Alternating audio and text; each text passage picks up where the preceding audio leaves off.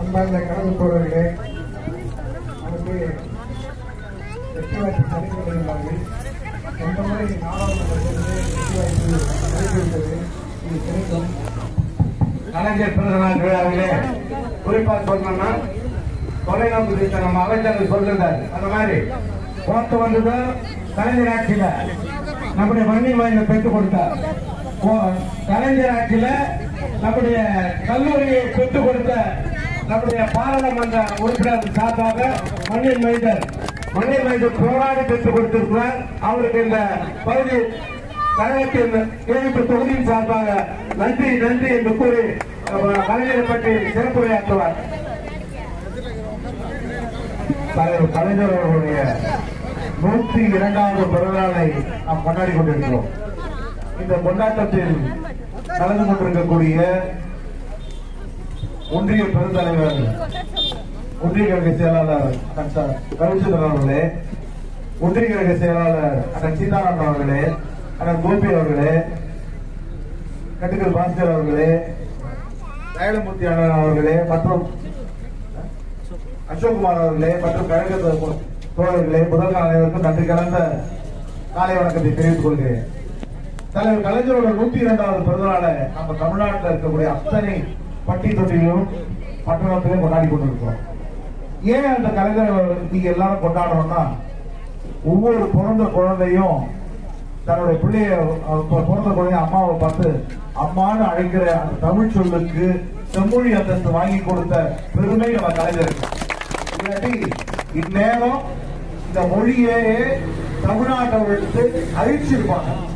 ஆனா எத்தனை காலங்காலமாக பாரம்பரியமாக இருக்கக்கூடிய அந்த தமிழ் மொழியை இன்னைக்கு செம்மொழி அந்தஸ்து கொடுத்து இனிமேட்டு வருங்காலத்தில் அந்த மொழியை தொட்டு கூட பார்க்க முடியாத அளவுக்கு பாதுகாப்பு அரணை உருவாக்கி கொடுத்த கலைஞருக்கு தான் இன்னைக்கு 102வது பிறந்தநாளை கொண்டாடி கொண்டிருக்கிறோம். அதற்காக தான் இங்க கூடியிருக்கோம். அது மட்டும் இல்ல, கலைஞர் வழிகாட்டின திராவிட மாடல் ஆட்சியை முதலமைச்சர் ஐயா அவர்கள், ஸ்டாலின் ஐயா அவர்கள் இன்னைக்கு தொடர்ந்து கொண்டிருக்கிறார். அவர் கொண்டு வந்திருக்கக்கூடிய எத்தனையோ திட்டங்கள். ஏன் கலைஞர் இதுக்கு முன்னாடி இந்த சட்டமன்ற தேர்தலில் ஒரு வாக்குறுதியா நம்ம மாவட்டத்துக்கு கொடுத்த வாக்குறுதி என்ன தெரியுமா? கேவி குப்பம் என்பது எங்க அப்பா திரு துரைமுருகன் அவர்களை மீண்டும் மீண்டும் சட்டமன்ற உறுப்பினராகிய தொகுதி இது, அமைச்சராக அழகு பார்த்த தொகுதி இது.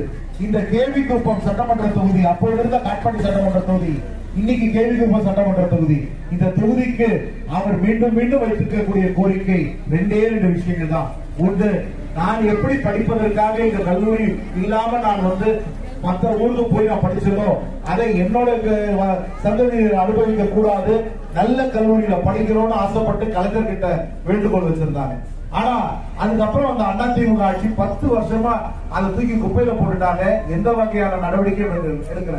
இன்னைக்கு மீண்டும் நமது தளபதி அவர்களுடைய கலைஞரோட மகன் தளபதி அவர்கள் முதலமைச்சராக வந்த உடனே நாம கொடுத்திருக்கக்கூடிய கோரிக்கையை ஏற்று இன்னைக்கு கேவி குப்பம் சட்டமன்ற தொகுதிக்கு ஒரு அரசு கலைக்கல்லூரியை வழங்கி இருக்கக்கூடிய முதலமைச்சர் அவர்களுக்கும் நாம் நன்றி பாராட்டுறோம். இந்த மாதிரி நம்ம கேட்ட திட்டங்கள் எல்லாம் கொண்டாந்து கொடுத்துட்டு இருக்காங்க. ஆனா என்ன, ஒரே ஒரு குறை, நான் உங்களுடைய நாடாளுமன்ற உறுப்பினராக கூட்ட பொருளுக்கு ஓடி வந்து நிக்கிறேன். நீங்க கூட்ட செய்யக்கூடிய அத்தனை கேள்விகளுக்கும் பதில் சொல்றேன், நீங்க கேட்டதுக்கெல்லாம் செஞ்சு கொடுக்கிறேன். ஆனா உரிமைக்கு போராடுற ஒரு சட்டமன்ற உறுப்பினர் நமது கட்சியில இல்லையென்றது ஒரு பெரிய ஆதங்கம். ஆகியால கலைஞருடைய படத்துக்கு முன்பு சத்தியம் பதிவு செய்து கொடுப்போம். வருகிற சட்டமன்ற தேர்தலில் கண்டிப்பாக கேவிக்குப்பம் சட்டமன்ற தொகுதி திராவிட முன்னேற்ற கழகம் ஒதுக்கும். திராவிட முன்னேற்ற கழகத்தோட சட்டமன்ற உறுப்பினர் நமக்காக குரல் கொடுப்பார், விடுபட்டிருக்கக்கூடிய அத்தனை திட்டங்களும் செய்து கொடுப்பார் என்று கூறிக்கொண்டு கலைஞர் புகழ் ஓங்குக, செம்மொழி நாயகர் புகழ் ஓங்குக என்று கூறி விடைபெறுகிறேன். நன்றி, வணக்கம்.